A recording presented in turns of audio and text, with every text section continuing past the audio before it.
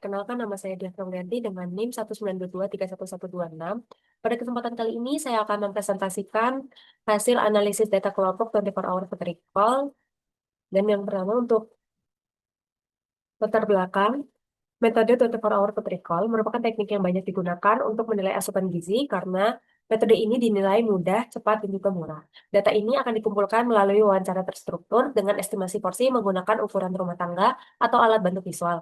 Metode ini memberikan gambaran kuantitatif asupan individu tanpa memerlukan peralatan khusus.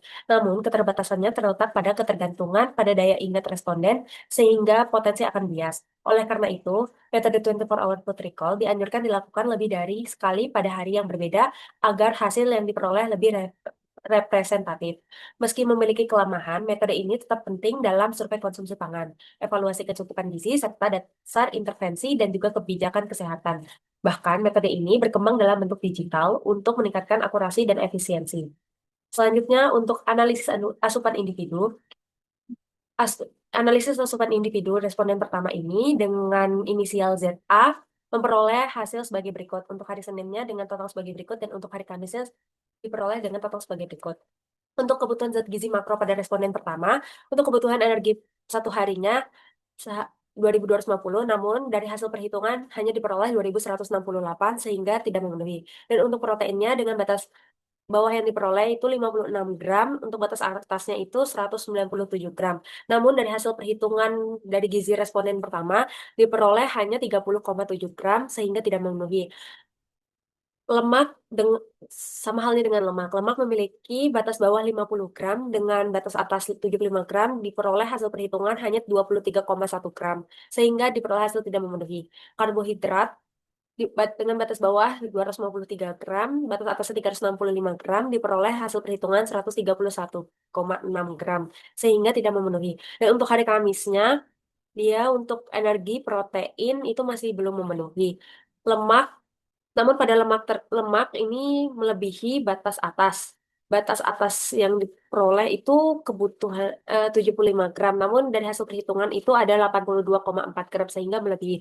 Namun untuk karbohidrat ini masih belum memenuhi. Dengan batas bawah 253 gram, batas atas 365 gram diperoleh 28,4 gram. Tidak memenuhi.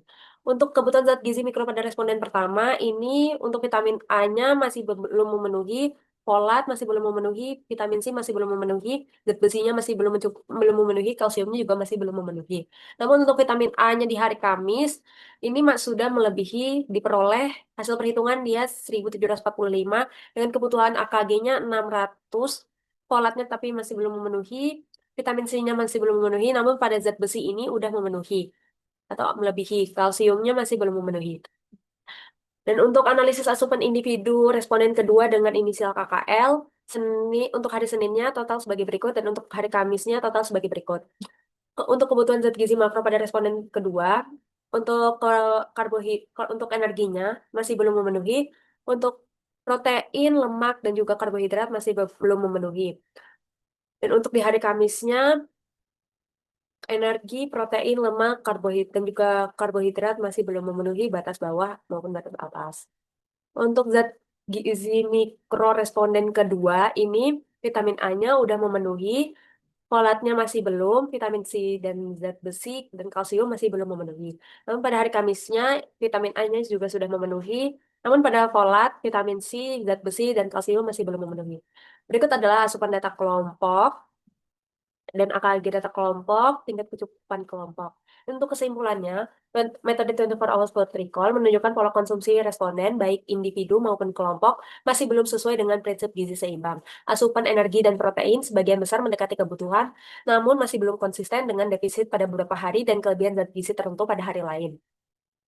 Un- Untuk kekurangan yang paling menonjol terdapat pada zat gizi mikro, terutama serat, vitamin C, folat, dan juga kalsium. Akibatnya, rendah konsumsi sayur dan juga buah. Pola umum yang terlihat adalah dominasi nasi sebagai sumber energi utama, sehingga kurangnya variasi pangan dan minimnya asupan sayur serta buah. Hal ini menandakan bahwa masalah gizi masih bersifat menyeluruh, sehingga perlu perbaikan pola makan untuk mencapai keseimbangan gizi dan mencegah resiko kesehatan jangka panjang. Saran yang dapat saya berikan. Yang pertama untuk memvariasikan sumber karbohidrat kompleks. Yang kedua ada mengombinasikan protein hewani dan juga nabati. Yang ketiga memenuhi asupan kalsium melalui susu, yogurt, dan juga sumber nabati tinggi kalsium. Yang keempat membatasi makanan tinggi gula sederhana, lemak jenuh, dan juga makanan cepat saji. Yang kelima melakukan edukasi gizi berkelanjutan terutama bagi remaja dan juga dewasa muda. Sekian presentasi dari saya. Mohon maaf apabila ada salah kata. Assalamualaikum warahmatullahi wabarakatuh.